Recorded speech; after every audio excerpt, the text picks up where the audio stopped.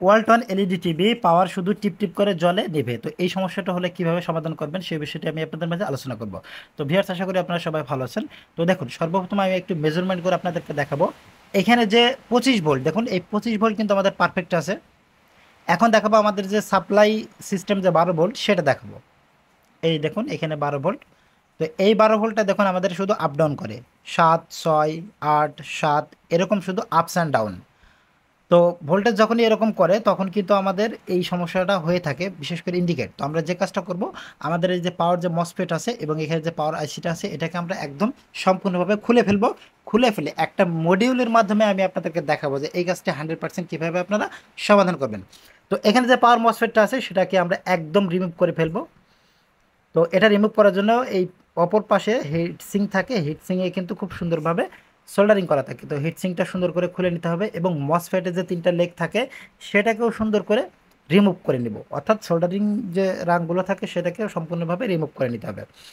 তো হিটসিংটা খোলা হয়ে গেছে, এখন আমি মসফেটটাকেও সুন্দর করে খুলে নেব। তো খুলে নেওয়ার পরে আমি একটা মডিউল আপনাদেরকে দেখাবো, এই মডিউলের মাধ্যমে আপনারা এই পাওয়ারটাকে সুন্দর মতো চালাতে পারবেন, কোনো ধরনের প্রবলেম হবে না।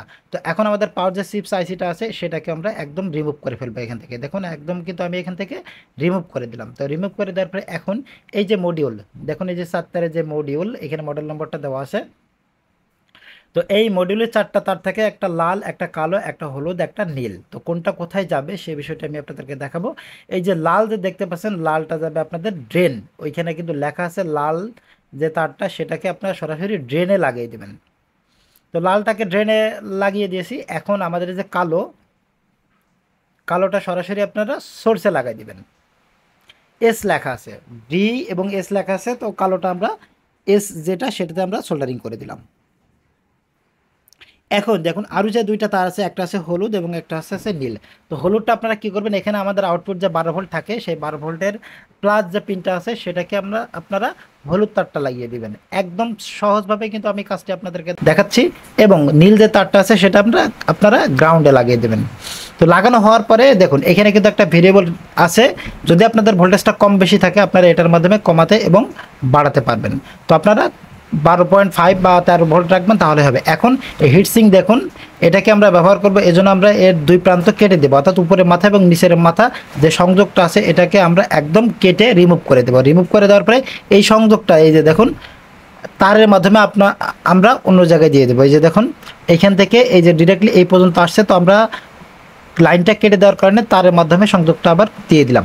তো এখন আমার কাজটা শেষ। এখন যে বিষয়টা আমি আপনাদেরকে দেখাবো, এই যে এই হিটসিংটা যেহেতু আমরা কেটে দিয়েছি সেহেতু হিটসিংটা এখানে আমরা ফিটিং করে দেবো, তাহলে কিন্তু আমাদের এই মডিউলটা বসানো সুবিধা হবে।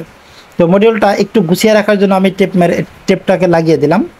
তো এখন এখানে একটা কাজ আছে যেটা আমি আপনাদেরকে বলবো। এই যে দেখুন এখন কিন্তু আমি ভোল্টেজটা মেপে দেখাবো। এই যে 13 ভোল্ট কিন্তু পারফেক্ট, কম বেশি আপনারা ভিআরের মাধ্যমে করতে পারবেন।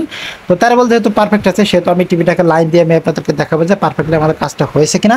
এই যে দেখুন ব্যাকলাইটটা চলে গেছে, আলহামদুলিল্লাহ আমার কাজটি কিন্তু হয়ে গেছে। তো সবাইকে অনেক অনেক ধন্যবাদ, সবাই ভালো থাকবেন, সুস্থ থাকবেন, আসসালামু আলাইকুম।